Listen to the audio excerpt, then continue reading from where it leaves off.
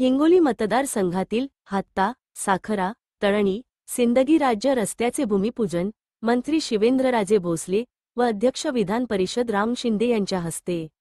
मित्रो, आजच्या कार्यक्रमाला आलेले आमचे गणेशदादा हाके, गजानरावजी घोगे, रामरावजी ओडकुते, बाबरावजी भांगर, मंचावर उपस्थित सर्व नेते मंडळी, आज हिंगोली जिल्ह्याच्या इतिहासातला सुवर्णाक्षरात लिहावं असा आजचा दिवस आहे।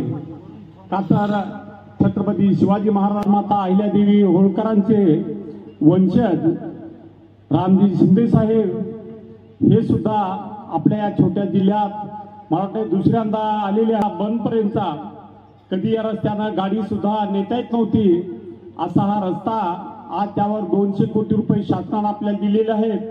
त्यामुळं आपण सर्वप्रथम आपल्या बांधकाम मंत्र्याचा हार्दिक अभिनंदन आणि स्वागत करूया।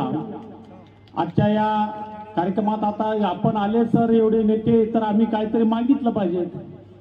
प्रथम तर मी असं मागेन की मला बाबा राम शिंदे साहेबांसारखं सुंदर आणि राजेसारखं शक्तिशाली ईश्वरानं बनवा, ही माझी पहिली मागणी राहील। आणि नंतर आता तुमच्यासाठी मागतो, पहिल्यांदा माझ्यासाठी मागितलं मी। आमच्या या हिंगोली जिल्ह्यात नरसी टोई पॉइंट पासून राज्य रस्ता बासंबा इथपर्यंतचा रस्ता, त्याचबरोबर गणेशपूर, वडिवरा, आडोळ, खिल्लार हा सुद्धा रस्ता करणं आवश्यक आहे। नरसी नामदेव ते आठरवाडी हाही रस्ता अत्यंत महत्वाचा आहे। मन्नास पिंपरी, माहेरखेडा ही सुद्धा मागणी आमची आहे। त्याचबरोबर साखरा, जयपूर, पानकंदरेगाव या सर्व मागण्या मी माझ्या पत्रावर आपल्याला देणार आहे। नंतर बांधकाम विभागाची आपले मी ज्यावेळेला पहिल्यांदा निवडून आलो, घोगे साहेब त्यावेळेला आमदार होते माझ्याबरोबर। आम्ही म्हणजे माझी पहिली टर्म आणि ते होते, मला आठवते तेव्हा फक्त मी त्यावेळेला राष्ट्रवादीत होतो, ते भाजपमध्ये त्यावेळेला बरोबर ना शिवसेनेमध्ये होते। मग थोडं आम्ही समोरासमोर असायचो, पण आमचं काही तसं भांडण कुठे तिथं झालं नाही। पण तेव्हापासून मी काम करतोय। आज माझे वडील सुद्धा ओडकुते साहेबांनी उल्लेख केला, तिथली पण जुनी लोक आहेत। माझे वडील कैलासवासी श्रीमंत छत्रपती अभयसिंहराजे भोसले अनेक वर्ष 78 सालापासून या महाराष्ट्र राज्याच्या राजकारणामध्ये ते काम करत होते।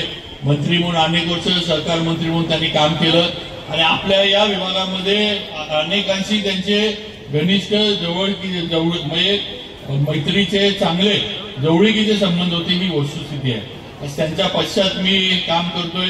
आज आपण जसं आमदार साहेबांवर विश्वास ठेवला तसा माझ्या पण मतदारसंघात आज माझ्या मतदारांचा, माझ्या माता भगिनींचा माझ्यावर तेवढा विश्वास मी मिळवू शकलो आणि नक्कीच काम त्या पद्धतीने करण्याचा प्रयत्न आहे। आज आपण योगायोग बघा, मगाशी जे सांगितलं ती वस्तुस्थिती आहे।